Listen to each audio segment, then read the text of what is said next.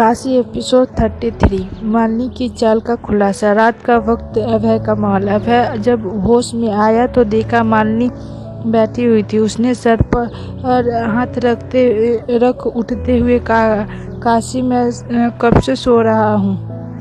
मालिनी ने उसके पास आते हुए कहा, आप तो चाय पी के सो गए थे, खाना भी नहीं खाया आपने।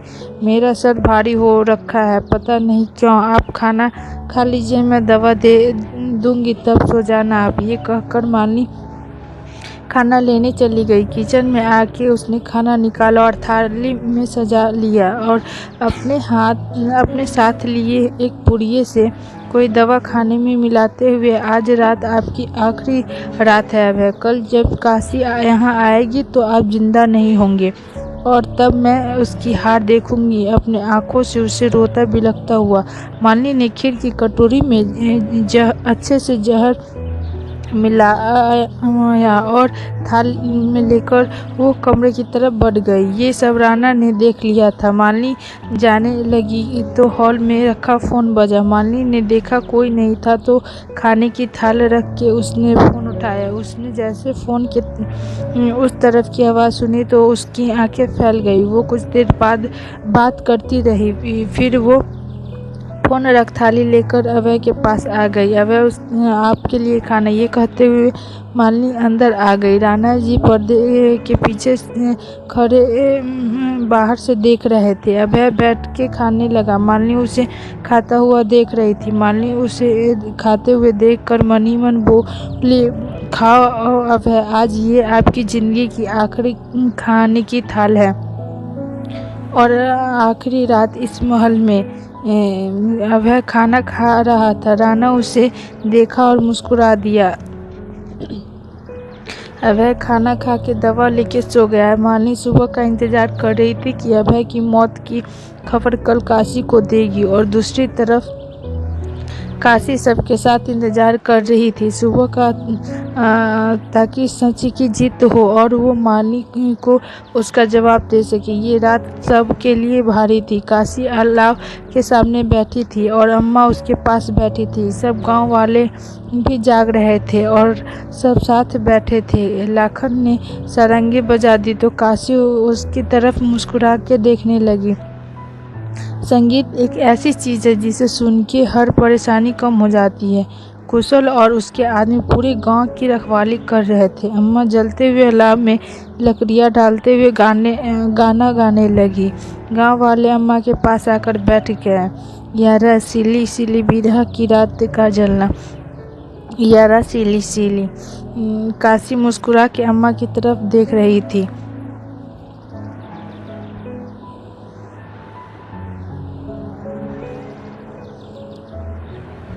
बाहर काशी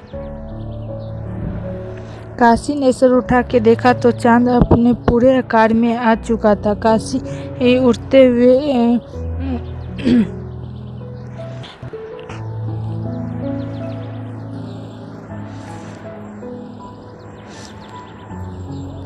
रात ढल चुकी थी। अम्मा ने काशी के पास आई और उससे बोली, जाओ तैयार हो जाओ, आज तुम्हें इस सफ़र को ख़त्म करना है। काशी ने अम्मा की तरफ देखा और अंदर चली गई। दूसरी तरफ मालिनी उठी तो देखा अभय आज सुबह उठा ही नहीं था। ये देखकर मालिनी मुस्कुरा के बाथरूम में चली गई। आईने के सामने खड़ी होकर आज उसने अपना मास्क उतार दिया। आज से इसकी कोई ज़रूरत नहीं, ये कहते हुए उसने मास्क को फेंक दिया। इधर काशी तैयार होकर बाहर आई तो सूरज लालिमा के साथ निकल रहा था। वो बाहर आई तो अम्मा पूजा की थाल लिए खड़ी थी। उन्होंने काशी को थाल देते हुए कहा, चलो माँ का आशीर्वाद ले ले। काशी के साथ सब उसके साथ मंदिर में चल दिए। काशी ने दुर्गा माँ की आरती कर सबको आरती दी। अम्मा ने उसे तिलक किया। काशी शालिनी, विजय और चंद्रमुखी के साथ आकर गाड़ी में बैठ गई। कुशल सारे लोगों के साथ पीछे वाली गाड़ी में बैठ गए। काशी वहां से निकल गई। दूसरी तरफ मालिनी भी तैयार होकर नीचे आई, अपने सारे आदमियों को बुलाकर। उन्हें तैयार हो जाने को बोल के वो सोफे पर बैठ गई। सूरज अपनी पूरी रोशनी के साथ आसमान पर चमक रहा था। राणा जी अभय के कमरे में गए। मालिनी नीचे बैठे जैसे किसी और के आने का भी इंतजार कर रही थी। राणा ने जाकर अभय को जगाया। उसने उठते हुए कहा, हम अभी तक सो रहे थे? हुकुम साहब, आपने जो खाना कल खाया था उसमें जहर था, क्या आप ये बात जानते हैं? राणा ने ये कहा तो अभय मुस्कुरा दिया। राणा उसे देख हैरान था। जानते हैं? और ये भी तो तुमने वो थाली बदल दी थी। ये कहते ही अभय बिस्तर से उठते खड़ा हुआ। राणा उसे हैरानी से देखे जा रहा था। फिर तो आपको सब पता होगा। जी, अब वक्त आ गया है कि सामने से खेल का अंजाम दे। आप इंतजार करें, हम अभी आते हैं। ये कहकर अभय रेडी होने लगा। राणा जी वहीं खड़े रहे। कुछ देर बाद काशी की गाड़ी अभय के महल के सामने आके रुकी। काशी ने गाड़ी का शीशा नीचे करके देखा और बाहर निकल आई। अभय तैयार हो रहा था। उससे तैयार होते होते ऐसा एहसास हुआ कि काशी के आ जाने का तो वो मुस्कुरा दिया। बाकी सब भी बाहर आए और काशी के साथ खड़े हो गया। कुशल आया और हाथ बांध के काशी के पास खड़ा हो गया। काशी ने बिना कुशल की तरफ देखे पूछा, कुशल, जो बोला था वो कर दिया ना आपने? जी हुक्मरानी साहब, सारा प्रबंध हो चुका है।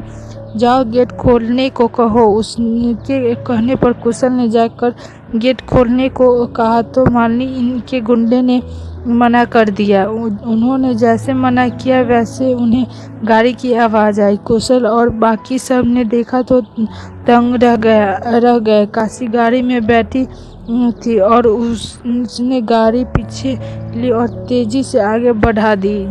सब हट गए। वो गेट तोड़ के अंदर बढ़ गई। गेट टूटने की आवाज़ सुन के मालिनी अंदर से बाहर आई। देखा एक गाड़ी तेजी से अंदर बढ़ रही थी। उसने पीछे 2 गाड़ी और थी जो अंदर आ रही थी। सारी गाड़ियां आकर मालिनी के सामने रुकी। काशी गाड़ी से बाहर आई तो मालिनी उसे देख के गुस्से से भर गई। काशी ने उसके सामने खड़े होकर कहा, लगता है आप हमें यहाँ देख के खुश नहीं हुई मालिनी जी। अरे नहीं काशी, हम आपका ही इंतजार कर रहे थे। उसके ये कहते ही काशी मुस्कुरा के अंदर बढ़ गई। उसके पीछे सब आए। मालिनी सोफे पर बैठ गई।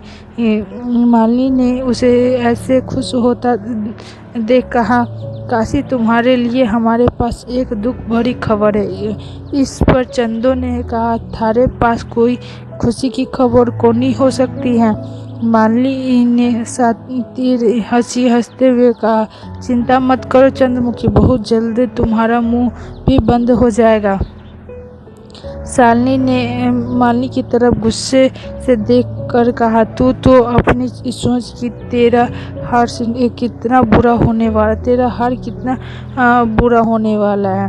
मालिनी ने गुस्से से कहा, तुम्हें तो मैं खुद अपने हाथों से मारूंगी। तुम्हारी वजह से ये आज जिंदा है। इस बार विजय ने कहा, जीना मरना तो इस ऊपर वाले के हाथ में है। तू कौन है मारने वाली? छोड़ो, तुम्हें ये जान के बहुत दुख होगा काशी कि तुम्हारे हुक्म सा अब नहीं रहे। मालिनी के ये कहते ही सब उसे देखने लगे, पर काशी शांत खड़ी रही। क्या हुआ, अब नहीं बोलोगी तुम कुछ काशी? ये कहते हुए मालिनी हंसने लगी। मैं यहाँ सही सलामत खड़ी हूँ, इससे ज़्यादा मैं तुम्हें और क्या सबूत दूँ कि वो ठीक है? देखना चाहती हो? ये कहकर काशी ने जोर से हुक्म सा कहकर अभय को बुलाया। मालिनी बैठी मुस्कुरा रही थी कि तभी उसके कानों में किसी के जूते की आवाज़ गई।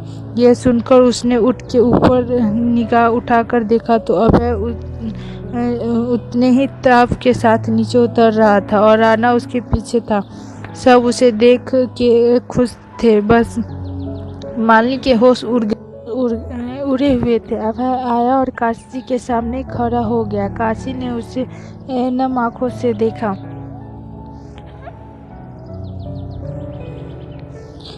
उसे हैरान परेशान से खड़ी होकर देख रही मालिनी ने उससे पूछा, तुम जिंदा कैसे हो?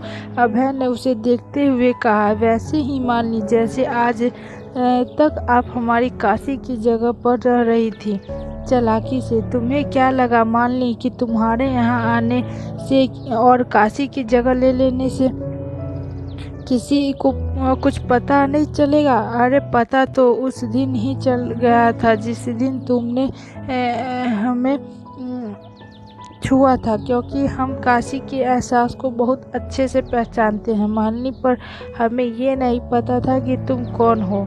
वो भी पता चला तुम्हारे हाथों के इस निशान से, जो काशी के हाथ में नहीं कभी नहीं था। बस जानना था तो ये कि काशी कहाँ है, और ये कि ये सब तुम कर क्यों रही हो। काशी का पता हमें तब लगा जब हम अपने ऑफिस से निकले। हम बहुत बेचैन थे। दिल बार बार किसी अनहोनी के होने से डर रहा था। जब हम निकले तो कुशल का फोन आया कि काशी की जान खतरे में है। हमने कुशल को तुम्हारे आदमियों के पीछे जाने को बोला और खुद भी जाने को बोल के निकल गए।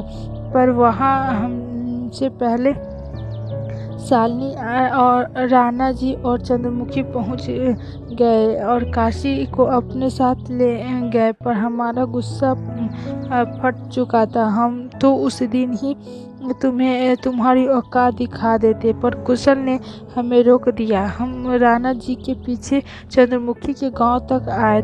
जब तक ये नहीं जान लिया कि ये ठीक है या नहीं, हमें चैन नहीं था। जब पता चला वो ठीक है तो हमें भी चैन आया। सबके जाने के बाद हम अम्मा के पास गए। वो कोई देख न ले इसलिए छुप गए, और काशी को देख के उस हालत में मन तो क्या तुम्हें मार डाले, पर यह जानना जरूरी था कि आखिर क्यों, किस लिए। फिर वहाँ कुशल और बाकी आदमियों को उनकी निगरानी के लिए छोड़ के हम वहाँ से चले आए, पर तुमने फिर से कल उनकी जान का सौदा किया, और वो भी इस रावत को। पर खैर छोड़ो उसे, तो इन्होंने ही उसकी गलती की सजा दे दी। पर तुम अपना सोचो कि अब तुम्हारा क्या होगा। ये कहते हुए अभय मालिनी के सामने आकर अपनी कुर्सी पर बैठ गया। मालिनी ने अपने अंदर के गुस्से को निकालते हुए कहा, तुमने मुझे राजकुमारी मालिनी को धोखा दिया। मैं तुम्हें छोड़ूंगी नहीं। तुमने इस 2 टोके की लड़की से शादी कर ली, वो भी बिना किसी से बताए। इसने और तुमने मिलके मेरा सपना तोड़ दिया। कैसे मैं अपनी इतनी बड़ी इंसल्ट को चुपचाप सह जाती। तब मैंने फैसला किया कि तुमसे सब छीन लूँगी, ये दौलत, इस काशी को, और आखिरी में तुम्हारी जान भी। तो मुझे चैन आएगी, तब मुझे चैन आएगी। पर ऐसा हुआ नहीं। मैं तुम दोनों को मार नहीं पाई, पर तुम्हारा सब कुछ, तुम्हारी सारी दौलत मेरे नाम हो चुकी है, और मैं इसकी मालकिन हूँ। 1 मिनट वकील साहब, जरा आइए। अभय ने वकील साहब को आवाज़ दी तो अंदर आए और खड़े हो गए। उनकी तरफ देख कर अभय ने उससे कहा, हाँ वकील साहब, जरा बताइए कि इस दौलत की असली मालकिन कौन है। ये दौलत, बल्कि यही दौलत नहीं, अभय सर के सारे दौलत की मालकिन काशी अभय प्रताप सिंह हैं, और उसके अलावा ये दौलत किसी की नहीं होगी, और इसे देने का हक सिर्फ काशी जी को है। और अगर उन्हें भी कुछ होता है तो ये ट्रस्ट में चला जाएगा। वकील साहब ने जब ये बोला तो अभय काशी को अपनी चेयर पर बैठा चुका था। ये सुनते ही अब इस बार चंद्रमुखी ने सीटी बजा दी और मालिनी की तरफ देखकर बोला, इसे काव्य हैं से सब और मात जे तो मरने लगे ही चालाक लोमड़ी थी। प्रथम भी हुकुम सा कम नहीं हो। चंद्रमुखी के ये कहते ही सब उसकी तरफ देखने लगे। उसने देखा कि उसकी बात पर सब उसे देखने लगे तो उसने खुद के सर पर एक हल्की सी चप्पल लगाते हुए कहा, लगता है कुछ गलत बोल दिया से। उसके ये कहने पर सब हंस दिए। अभय ने मालिनी की तरफ देखकर कहा, ये वसीयत 2 साल पहले ही बन गई थी मालिनी, जब हम काशी से शादी करके यहाँ आए थे वापस, जब अब तुम्हारे पास कुछ नहीं रहा मालिनी, बस अपनी सज़ा कबूल करके जेल जाने के अलावा कोई और रास्ता नहीं है। अभय ने कहा ही था कि तभी कोई ताली बजाते हुए अंदर आते हुए बोला, बहुत खूब अभय प्रताप सिंह, मैं तुम्हें तो एक नादान और गुस्से से भरा लड़का समझता था जो सिर्फ अपने गुस्से में आके कुछ भी कर बैठता है, पर तुम तो बहुत साथी निकले। अब मुझे अफसोस हो रहा है कि क्यों तुम्हें भी तुम्हारे परिवार के साथ ऊपर नहीं पहुंचा दिया मैंने, पर कोई नहीं, अभी भी कुछ नहीं बिगड़ा। जब विजय ने और अभय ने उसे देख के हैरान रह गया। आप इस खेल में शामिल थे? बस अभय के मुंह से इतना ही निकल पाया।